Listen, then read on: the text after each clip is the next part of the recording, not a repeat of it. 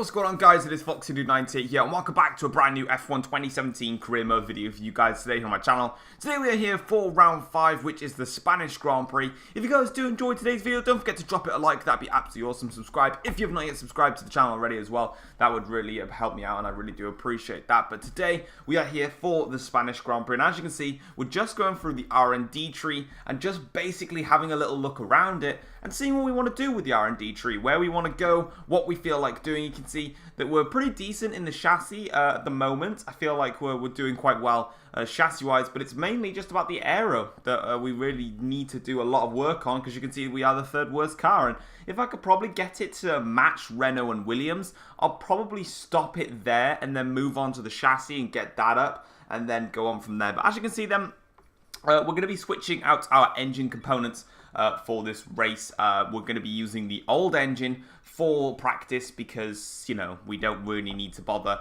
using our new engine components for practice because that's just going to wear them down and make it pointless, to be honest.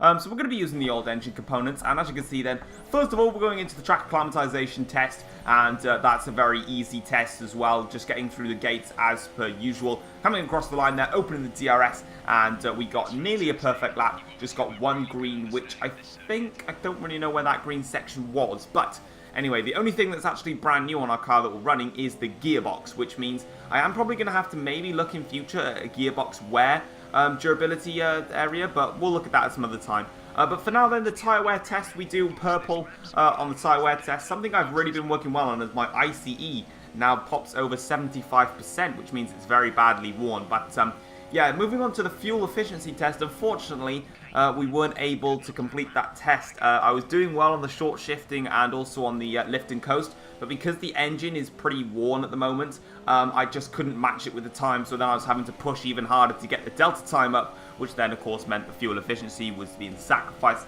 and it came down. And then onto the qualifying simulation run, we get a green lap then, not a purple. Of course, again, the engine kind of does let us down a little bit, so that is one compromise you're going to have to take into practice. If you do run worn engines in practice, you are going to maybe struggle a little bit on some of the tests. It's not going to be crazy though. On the race strategy, we get a nice purple score there because it is easy to get that one.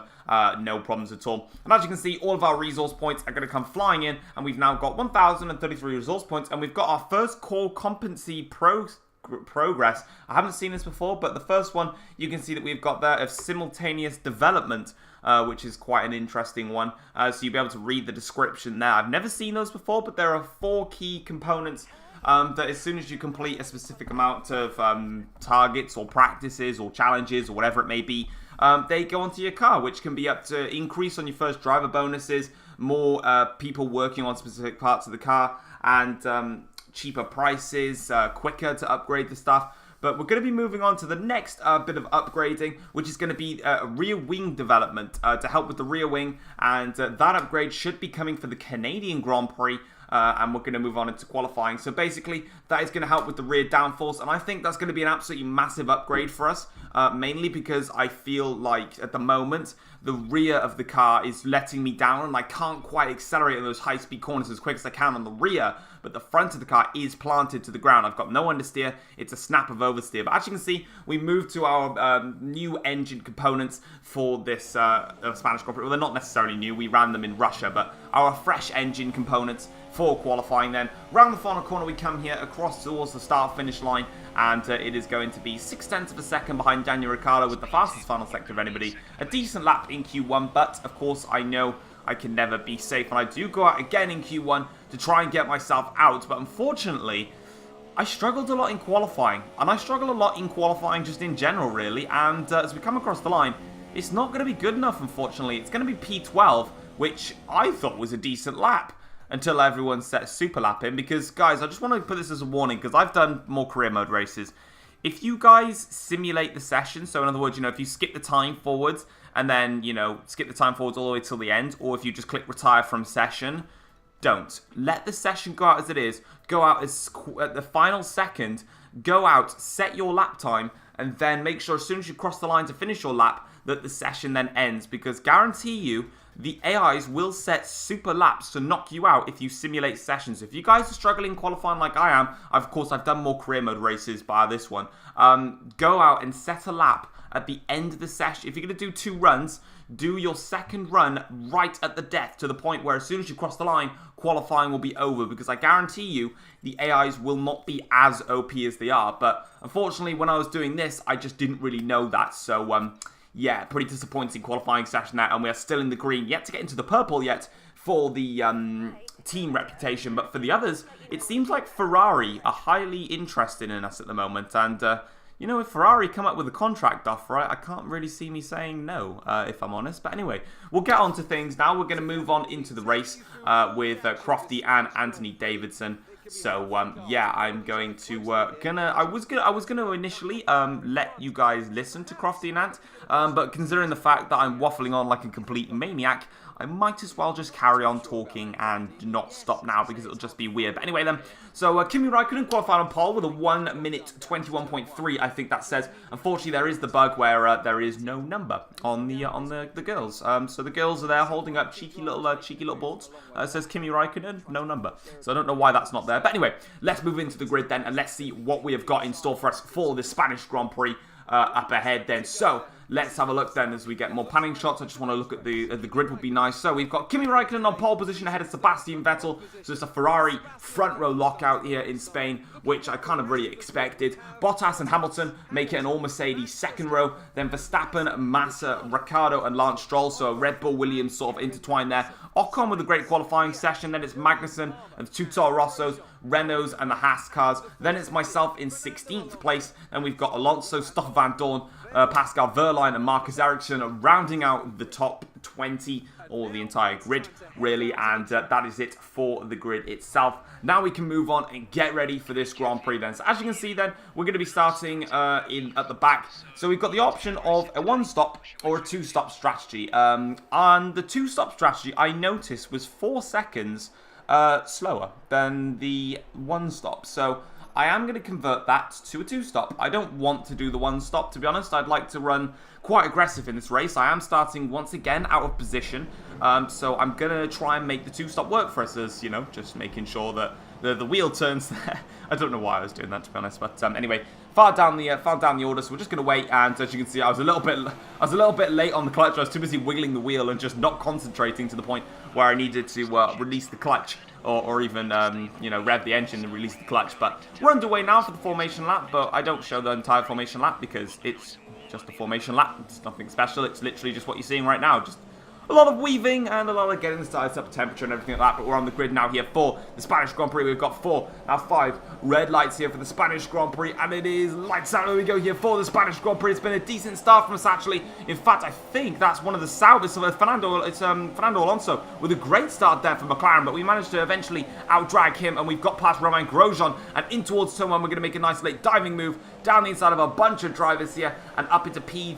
That does not say P13. I completely lied. It says P10. Anyway, we're going around turn 3 now here, and we've got Ocon and Stroll in front, battling very, very hard for position here. So we're going to have a little look, maybe. We have a look, but unfortunately, I just saw side by side and Ocon there getting squeezed out by Stroll. I decided not to challenge Ocon there. I'm going to leave in the room, let him continue on with his race, and then I'll go down the inside of Esteban Ocon. Next up is Lance Stroll on the hit list now, as we look to recover once again from our out of position grid. But once again, already moving up into P9, so it seems off the start, in the start of the Grand Prix, we really are electric off the start compared to the AIs. And then when the AIs start to get settled down, that's when they start matching me. So I need to keep taking advantage of this specific element. But anyway, as we go into the hairpin now, we're going to make our move down the inside of Lance Stroll, as he broke slightly earlier than I would have expected, and we get that move stuck there. Next up is Felipe Massa here on lap 1 of this Spanish Grand Prix, but I don't think we're going to get him anytime soon, because he is obviously in a fast Williams. And guys, just wanted to point this out there, that these car performances are still based on the Australia spec. Ignore that. These cars are based off the Australia spec. So don't take what you see into account in terms of like, oh, Williams is the 4th fastest car, but yet they get knocked out in Q1 in Spa and stuff. They are, of course, just the Australia spec. So this is why, because Williams were the 4th fastest car, Australia spec-wise, and then, of course, they've gone backwards ever since. But anyway, on to lap 2 of the Grand Prix now, and we're starting to make our pursuit on Felipe Massa. And you can see we closed up very close to him onto the hairpin there. But unfortunately, we just aren't close enough yet to make a move as the dirty air there of Massa started to make my car a little bit unstable. And I am really starting to feel the effects of the turbulent air a lot more in this year's game, which I'm kind of happy about, to be honest. It's nice to find it slightly more challenging to follow an AI's car there. As once again, I really need to stop cutting corners, yeah, oh well, it is what it is. But we're coming across now towards the start-finish line here. Can we make a move on Felipe Massa? We are closing in the slipstream, in fairness to ourselves, but we're just not close enough yet, unfortunately. That Williams is just too nippy in a straight line, so I'm going to sit back and wait a little bit. But, of course, we've still got Max Verstappen in front of us, so if we can get past Felipe, we might just be able to have a chance at Massa. So on to lap 3 of the Grand Prix now. Can we take the chicane normally? Yeah, kind of. But we're coming along now towards the final corner here, and we're opening up the DRS, and this just proves here, look how far Massa's got amazing traction out of the final corner, and we are closing with slipstream. We're in rich fuel mixture, but we are just a little bit too far back, unfortunately. I'm going to have a nice, real big peak here, though, and basically scare Massa into a mistake there, and we make the move on Massa. Really, really diving maneuvers, super late on the brakes, but if you guys just creep your nose in there, they will let you through. But on to lap 9 of the Grand Prix now, and this is kind of the point in the race where things get lonely for myself. So we've been overtaken by Valtteri Bottas in this Grand Prix. We're down to P3 in this race. So we moved up to P3, but the front runners have all made their pit stops. I believe the front runners are doing a 3-stop, whereas I'm doing the 2-stop, where I could have even been doing the 1-stop in the first place. But Bottas has re-overtaken us now after his pit stop, and we actually did the chicane right for once. Yay, I didn't cut it. Oh well, who cares? But anyway, we're coming now onto the pit straight here, and Sebastian Vettel with the DRS open. Again, the team, that Ferrari team that need to improve, because on the reputation level, Ferrari are the highest in my level, so we might get a contract offer for Ferrari. So if any of those two want to stay in their teams, they really need to pick up the pace here. But anyway, round towards this difficult long right-hander, sorry. I can't even get my lefts and rights right. I can't take chicanes properly, and I can't take my lefts and rights properly. I'll probably cut this chicane as well. I didn't actually cut it, wow. But we're coming into the pits now for our first pit stop here on lap 10 of the Grand Prix in what's been a very, very quiet race for myself. So coming into the pits now here, getting ourselves onto the marks, and there was no one behind me. I was able to keep the gap to Felipe Massa hovering at about 3 seconds. That's what it was doing, about a 3-second hovering gap, so that's fine. But we're going to be pitting there for another set of soft tyres, and we're going to be taking these another further way into the distance, probably about another 10 laps, I'd say.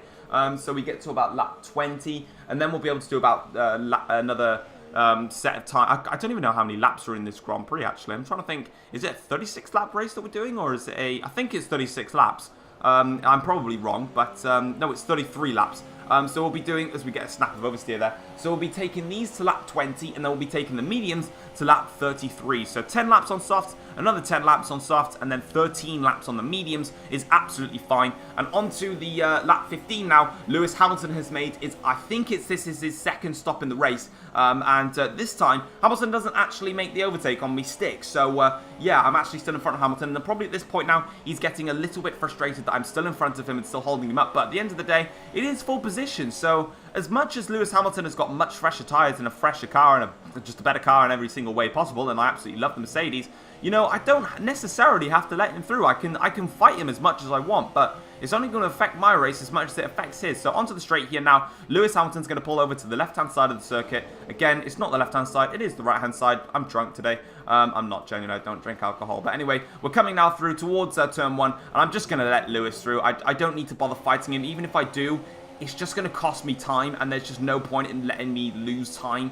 in this race. On to lap 18 of the Grand Prix now, and Daniel Ricciardo on hard tyres has actually closed up to us because he has made his second or third pit stop in this race, and he is now going to demote me even further down the order, as it's quite clear to see that the Force India around Spain is pretty much best of the rest. The Red Bulls, Mercedes and the Ferraris are extremely quick rounds here. I've got absolutely no pace to catch them, unlike Russia. Of course, in the Russian Grand Prix, if you haven't checked that out, I highly recommend you go and check it out. The link will be in the description down below. Yeah, in Russia, we were pretty much matching the team's pace, here today, just not quite got enough pace. On to lap 20 of the Grand Prix now, and we've basically just been doing our own race. We've just been literally just doing our own race, letting the front runners get past us, when they need to. I'm just not in a fight with them at the moment in this Grand Prix. Hopefully in further races to come, I can battle the front runners more. But for now, just not my time to fight them. And we're going to be coming in for the medium compound tyres, because in Formula 1, if you guys don't even know anything about Formula 1, when it's a dry race, you've got to use 2 dry compounds. So we're using the softs and the mediums. That is our 2 compounds done and dusted. And we've got Palmer, Hulkenberg, Kvyat, and also Romain Grosjean in front of us now. So 4 drivers in front, all on medium tyres. So I do expect all of these guys to make their second or third pit stops. Or even first, who knows? I have no idea when they've been making their stops. I have no idea on their strategies. But as you can see here, I'm getting very much held up by Grosjean. We're going to get a nice blast of DRS to pass him, and every single one in the train decides to pit. So I don't get to battle anybody. So the one time I could finally get some little bit of action and some battling in, yeah, none of that happened. That's great. Love that. Okay, never mind. We'll just carry on with our DRS. Hulkenberg, is it? No, it's Palmer in front of us, I believe. We'll have to just wait for him. But anyway, that was it really for the Spanish Grand Prix. Sebastian Vettel comes home and wins the Grand Prix. Kimi Raikkonen is in front of us in 6th. He had an issue, but he did pit and was just miles in front anyway. Massa closed on us, but I basically slowed the car down to come home. But we're going to come home and take P7. A very lonely Grand Prix from us. I was really lonely pretty much the whole race. I really wanted to battle the front runners when they got to me, but I knew it would just cost me way too much time, and they were just in a completely different league to me today. But yeah, Maurizio Arrivabene absolutely astonished and really over the moon. Sebastian Vettel wins the Spanish Grand Prix. I believe it is I think it's Bottas second and Hamilton third in the race, but we'll get a look at the standings in a moment as the Ferrari mechanics there celebrating their race. And we've got Daniel Ricciardo finishing a decent 4th place, I believe that says. Again, the preview screen on this screen is pretty blurry, so I can't quite see all the small little graphics. Anyway, it is Vettel that wins the Grand Prix. Valtteri Bottas takes home P2, and Lewis Hamilton takes home P3. But guys, that is pretty much it for the Spanish Grand Prix. I do apologise for my antics, e.g. corner cut and the chicane. I have taken that into awareness, and I'm trying my hardest not to cut the corners. I'm not doing it on purpose because this is a new game and because I'm running loads of different settings, and because they're completely different cars, I just don't really know the correct times to turn in. And unfortunately for me, I was just turning in too early because the turning angle on the 2017 cars is just so much greater than on the 2016 cars that I'm still used to driving like I am on 2016. So I really do apologise about that. I will take accordance to my track limits for future events. But that was just me trying to learn the new game. But fortunately, Ocon fails to score points for Toro Rosso for Force India, so it is just me scoring the points there. But it is Vettel from the 2 Mercedes, and then it's Ricciardo in 4th, Verstappen 5th. In the Drivers' Championship, unfortunately, Valtteri Bottas overtakes us now, which I'm a little bit frustrated about. But at the end of the day, I knew he was going to overtake us at some point anyway. Verstappen is yet to pass us yet. Ocon in 11th at the moment. So we're still doing well for Force India. We're still getting some decent amount of points, and I'm really happy about that. So that's all we can ask for. Moving on then into the Constructors' Championship in just a moment's time. Here we go. Ferrari are still in front of Mercedes, followed by Red Bull, then us, then Williams, Haas, Toro Rosso, Renault, McLaren, and then Sauber. There we go, guys.